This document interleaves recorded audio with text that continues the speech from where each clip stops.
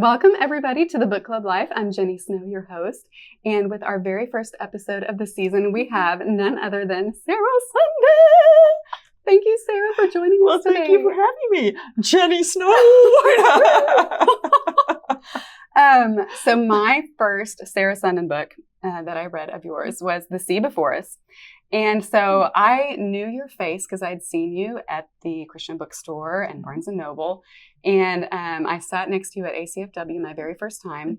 But it was at the end of the day, and I was already maxed out. So I just pretended I didn't recognize you. But in my mind, I was thinking, I'm sitting right next to Sarah Sundin. And then you came on Write That Book with Tricia Goyer, and you volunteered your time to teach. And I remember learning that you were also a pharmacist. And I guess I was just being so judgy. But when I read The Sea Before Us, I was just like, wow, Sarah is a pharmacist and she's writing this romantic. Like, this is so romantic. No, that's a well-earned reputation of pharmacists. So, yes. Well, you know, on my side, when I go to the pharmacist, I'm just waiting there and it takes forever. And, you know, you're always sick. So... But anyways, it was such a good book. And by the way, if your book club ever reads it, you've got to have bread at your book club. It was such a great love story and it was really romantic. I loved it. But actually what I want to talk to you about today is Embers in the London Sky. This was my summer read. I adored it. And actually it's up for an award. We're here shooting at the ACFW American Christian Fiction. That one's up for an award.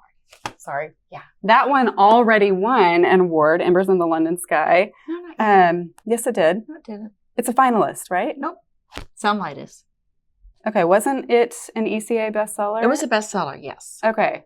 It was a bestseller. And it got a starred review. It did. And it was a Carol finalist. No. No? That's the Carol finalist. It's too early for this one to be a Carol finalist. But yeah. I am so sorry. That's okay. I wrote that down wrong. This one, The Sound of Light. Carol finalist. And it was a Christie finalist. Okay. A Christie finalist. Yes. Okay. Very good. Yeah. Which is weird. Well, I did see that the last 3 books that you've done have all had starred reviews and ECPA bestsellers. Yeah. I think that's awesome. And reading it, I can see why. Oh, so I'm sorry I spent all that time fangirling about your books and awards. So let's just jump right in. Yes. Okay. Let's do that. Tell us a little bit about yourself, your family, and a little bit about Embers in the London Sky. Yes. So I live in California. As Jenny said, I started off as a pharmacist. I say it's the traditional path to becoming an author. So, major in chemistry and then become a pharmacist. And then you'll want to write stories. So, it wasn't a traditional path. I just had a story idea. I had to write it. And I wrote it. And then I wrote another and another. By now, I quit practicing pharmacy 5 years ago. Okay. Don't have time. Writing a full-time What job. was your first novel and did it will never get published. Okay. It should never be published. My first 2 books were awful, but they were important starter novels, and that's okay. So I wrote those 2, and then my first book, that was the first one that was published. Okay. So I have 16 books out now. I can't believe it.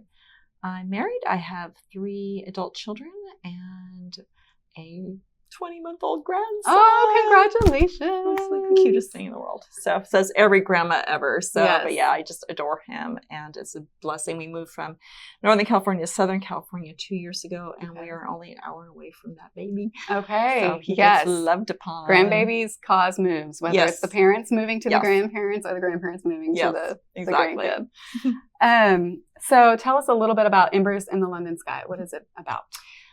Well, it starts in 1940 in the Netherlands, and Aleda van der Zee is Aleda van der Zee Martens is a woman, a mother, and her husband, she's trying to escape from her abusive husband, but in the flight from the Netherlands, she is trapped with him, and then he gives away her son to a stranger because he's tired of the crying while she's sleeping. So he tears her from her arms while she's sleeping.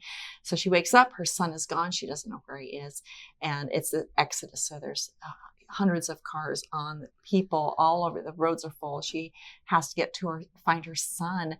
And her husband is killed by a strafing fighter plane. And now she has to go to London. All she knows is that her son is somewhere in London.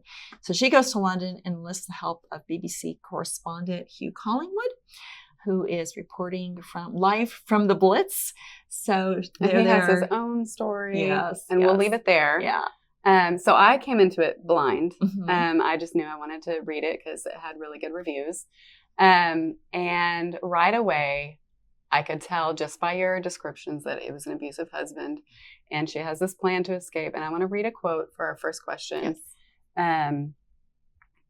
So she had this perfect plan, but then the war changes everything.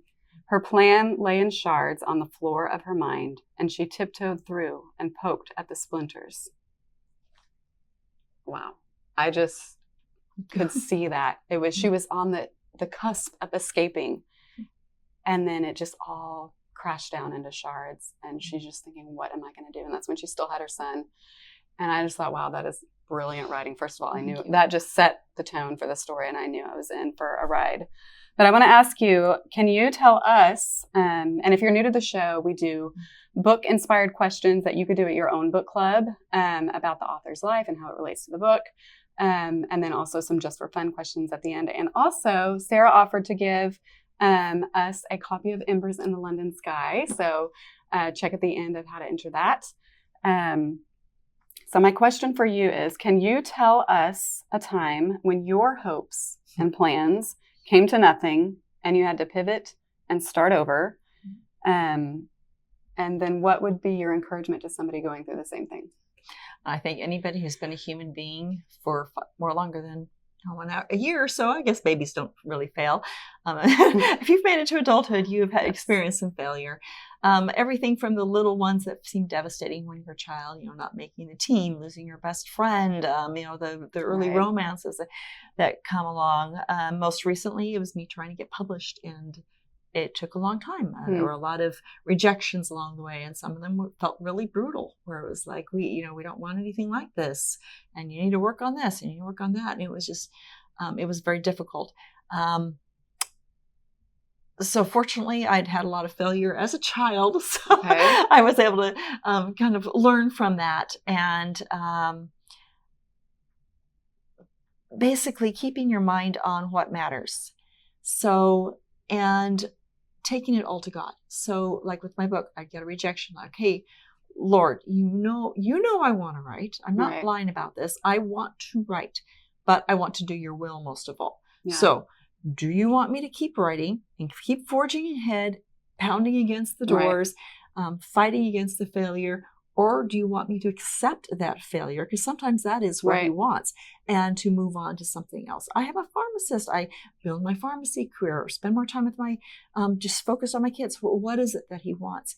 And so just bringing it back to God, and what his plans are, and remembering that with the failure, it's always in his timing, in his timing. And what I think is my perfect timing is often wrong. I thought in 2003, when I first submitted my novel for publication, I thought I was ready. I was convinced I was ready to go. What year was it when you did get that first contract? I got my first contract in 2008. So there were 5 years of solid rejection. My first book came out in 2010. The difference was 2008, my youngest was 10 years old. My oldest was 16. My 10-year-old, when he was bored or was hungry, I'd say, honey, you know where the refrigerator is.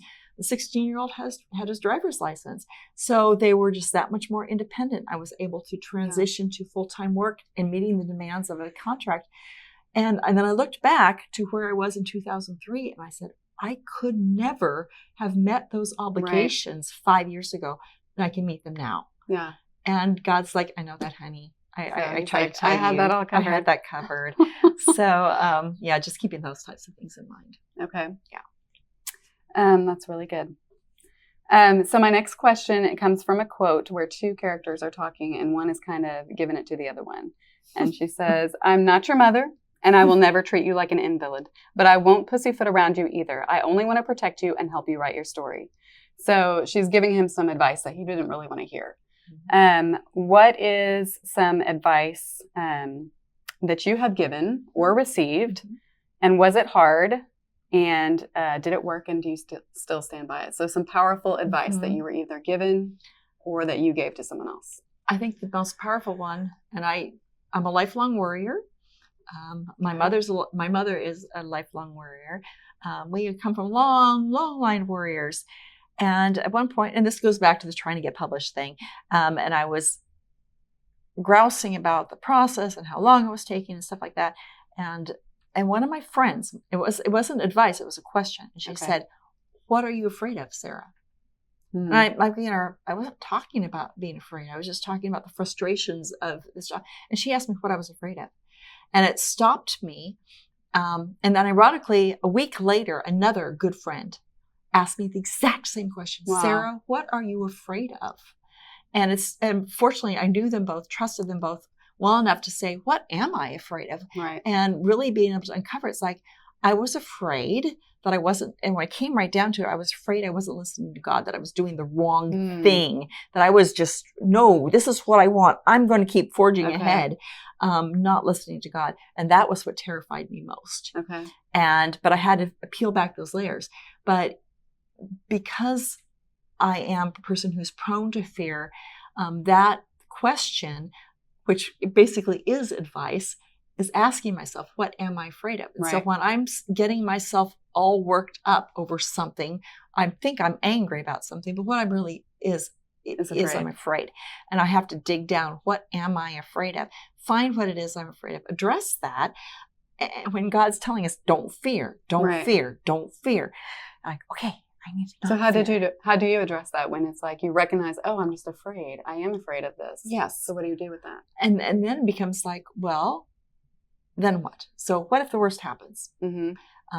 If I'm afraid, and honestly, this happened with one of my children, and I don't want to go into a story because it's his story, but I was really afraid for his future at that time.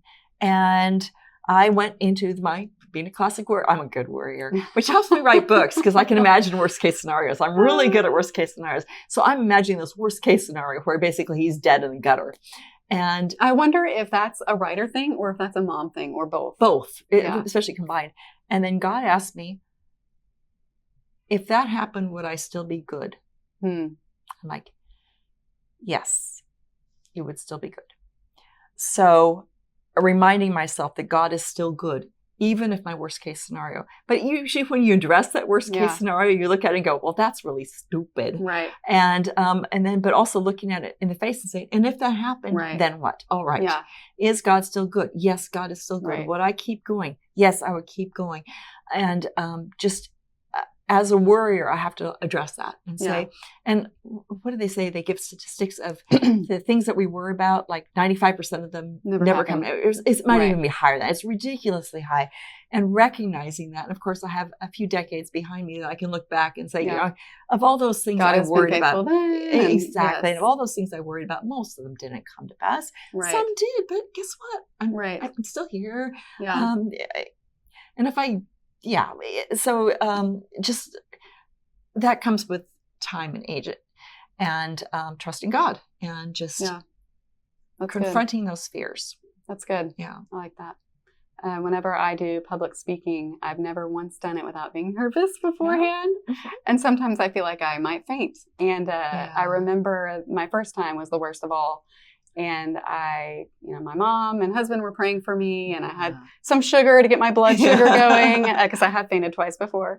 But I still just felt like so washed out. And I just said, okay, Lord, I've done what I need to do on the physical side of it. So I leave this to you. If I get up there and faint, it's on you, not me. That's cute. So I'm just trusting you. If I faint, I faint. And you know what? I got up there, and once I got started, it wasn't, am I going to faint? Which, just makes it so much worse. It was just serving and loving on those people that I was speaking. Exactly. And then you forget about yourself. Yes. I think that's really good. Just taking it to the Lord. And what if the worst happened? God is still good and he's in control and we can trust him. Yes. Okay. I actually already asked the question that I had next. Okay. So Hugh Collingwood, our male protagonist, one of the things that he struggles with is the thirst for approval, because not everybody approves of his occupation. And he comes to a realization at some point that approval satisfies only for the moment, and not long-term, and then you long for it again. So we talked about some of your accolades. Do you ever struggle with the desire for approval? And how do you make sure that the accolades don't go to your head and the criticisms don't go to your heart? Yeah, and that is something I've been working through. Well, in some ways, ever since I've been published, where you're talking about the accolades and the criticisms, because you get both as an author, and both are dangerous. And actually, Liz Curtis Higgs was speaking at a conference once, and she read a really scathing reader letter, and then she read one that was just beautiful, and she set them both on the podium, and she had a fly swatter, and she says, I want to do this to the scathing, really angry one, and she says, what I need to do is this to the one that's just overflowing with praise, because that one is more dangerous to my soul. And so keeping that in mind, that the praise, I have to accept it with gratitude, because that person gave me a gift of saying that they love my books. And, or they sometimes like, I love you, you're so amazing. Like, and I have to like turn to like, no, what they really mean is they love my books. And that is all God. So I can accept the praise in the spirit that it was offered as a gift. And while not letting it go too deep. So I do have to be careful with it. I have to watch for that. And the criticism, I am a sensitive soul. Most writers that's why you write so good. Yes, but we feel things. And so when we're criticized, we feel it deeply. And the same thing, I have to say, they are criticizing. Well, one of the things I heard somebody say once is like, that's not your target reader. I'm like, okay, I don't like every book on the planet. It doesn't mean it's not a good book. It's just not my thing. So when they criticize my book, like, okay, well, that's not my target reader. That's okay. They have other things. Or maybe it wasn't even the target time for them to read that. I know there's some times where I just cannot do historical. I don't have the depth of time and emotion for it. And then there's other times where, please give me a historical. I want to just go into history and live that. Exactly. So I just say that this book was not for this reader at this time or whatever, maybe not ever. And that's okay. And so I don't take it personally like, oh, they hate me, like I would in junior high. So, but the first part of that question was I wanted to address that about the thirst for approval, because that is like my life story. I was the good little girl who got good grades. And so I was always getting pats on the head for being good and for getting good grades. And that was my identity. I didn't realize that. And of course, I couldn't have put that in words, but I was a good girl with the good grades. And so what happens when that's taken away? I had a real crisis when I became a stay-at-home mom. There were no accolades as I got in the workplace or I got in the classroom. And suddenly the kids are griping about the macaroni and cheese having onions in it, and why I don't have any clean clothes, and why is the house a mess? And, and there's no like, performance reviews. There's for no moms. Performance, and most unless of them are the negative. daily ones that are, and most of them are negative. Terrible. Nobody notices when the house is clean; they only notice when it's dirty. So it was just like a lot of negative and not enough positive. And I had a little crisis, like, who am I? And then I had to be careful when I started writing, because I started getting those hits again. And God's been working a lot on me, on my identity. Who am I? And somebody once said, if it can be taken away from you, it's not who you are. Oh, that's good. And that's really good. That includes family. When we start off like, who are you? Oh, I'm married and I have 3 kids and grandchildren, and I'm a writer. Okay, that's how I have identified myself right now. If my husband died and my children died and my grandchild died and I never got another book contract and every book I ever published was burnt, who am I? I'm still a child of God. I'm still beloved by him. And that has to be at the core of my identity. And so for Hugh, who's always struggled, now he's been getting the negatives because he's kind of a goof off boy. And so he's never had the positives. And now he's getting some positives because he's this amazing radio correspondent. And so he's searching for this. He's finally getting the approval that he's longed for all his life and has never received. And he has to be very careful, and he's learning that he needs to be seeking his approval elsewhere. Yes, doing his job well, but that can't be the core of his identity. And I don't think I wrote this. Well, I do remember reading it. He had to come to a, why am I doing this? It's not for the accolades. It's for God. And to serve him well and to serve people. And to serve people. He realizing his parents don't think it's a good job for an aristocratic boy. Right. And he has to it's like, no, I not only love this job because people like it, but also because I am educating and helping people. This is during the Blitz. So by he's lifting morale, and without good morale, they're not going to win the war. So he is performing a really vital service for the nation at their time of their greatest need. So to really take I hate to use the word pride, but take some pride in what he's doing without saying that's who I am, but say, yes, that is good. That is a good reason to do these things. Right. So, yeah. So speaking of God, one of the themes is trusting God, because Elida, is on the search for her son. And I know that you're a Christian. Would you mind sharing with us why you're a Christian and why you trust God and believe in him and all that? I first believed as a girl of 10, and I was, once again, the good little church girl. I went to Sunday school. They gave out pins for memorizing verses. I got all the pins because I memorized all the verses. And I was just going through the motions. And then I actually went to a youth group. They were singing like a choir. It was a high school choir, and they glowed with Jesus. And of course, when you're a 10-year-old girl, nothing's more cool than a teenager girl. And they glowed. All I could say was, I want what they have. And then they gave the gospel message, and it was like, well, it was what I knew, but finally, that's what they mean by asking Jesus into your heart. Now I get it. So I came to faith fairly young, but I don't think it really hit home. I wasn't interested in God in college. I wanted to do my own thing. God wasn't cool. What the other kids were doing was cool. And I got way off track and pretty miserable. And so finally coming out of college and seeing that I was a sinner. Before that, I thought of myself as a good little girl, not realizing that being self-righteous is like a horrible sin. It's a horrible sin. And so really seeing myself as a sinner, seeing my need for God. And then as I became a mother and seeing my need for God, I couldn't do this on my own. I could get good grades as a chemistry student and a pharmacy student. I could do that on my own, but I couldn't be a good mom on my own.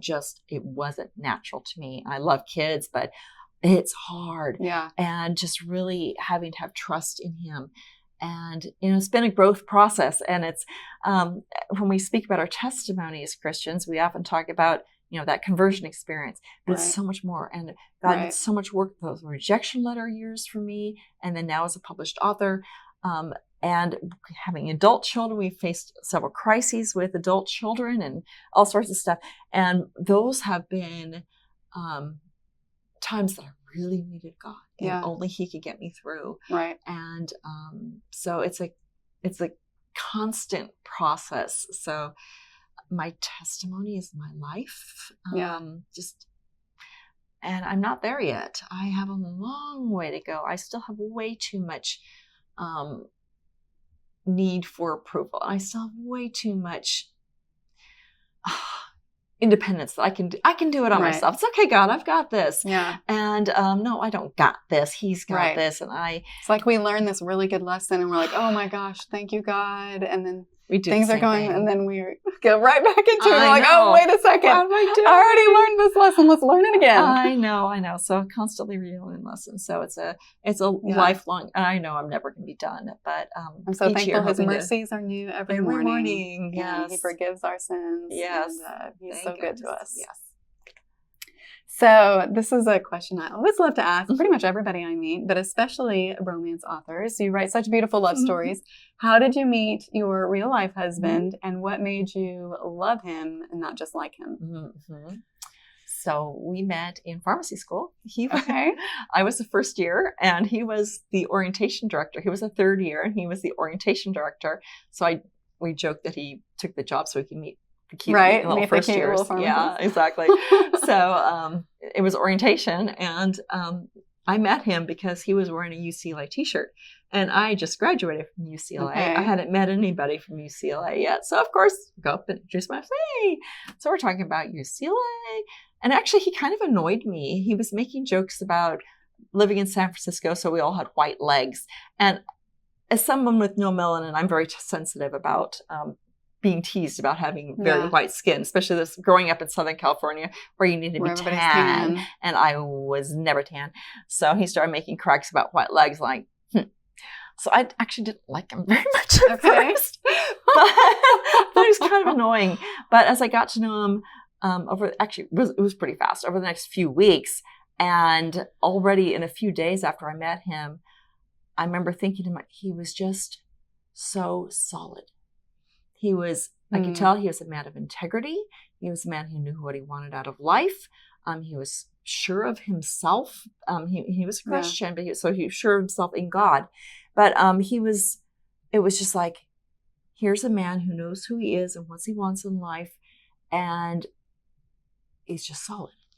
And I remember thinking to myself, and it was one of them, I was like, this is not a boy a man you date. This is a man you marry. And so don't play around with him. I'm coming out of college, so I'm used to like, okay, I'll date him, I'll date him. And like, no, this is not a guy you play with, you date. This is a guy you marry. Like if you date him, you're going to marry him. Yeah. And I just kind of had that sense.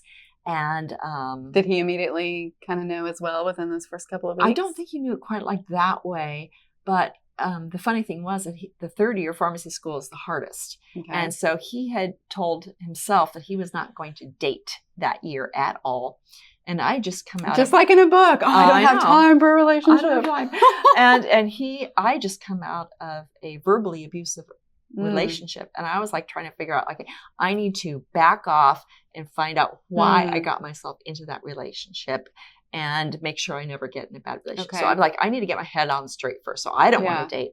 Well, within a month and a half, we were dating. So, so we just, we just liked each other. I just liked him, and he liked me. We started hanging out more and more, and we had so much in common. And I love it. And soon we were dating, and by December. No, that was a year later. But yeah, by December, we knew we wanted to get married. But we were being good. So we waited until he was about to graduate, till he proposed, and we got married after he graduated. So we had a year before we were engaged, and 2 years, because that's the kind of man he is. Like, we will do things in the proper sequence. Yes. I love that. I love how he's a good man. Your first impressions and second impressions, it takes a whole journey to get to know somebody and to get to know their character. I remember. And we just celebrated 35 years. 35 years. Congratulations. Thank you.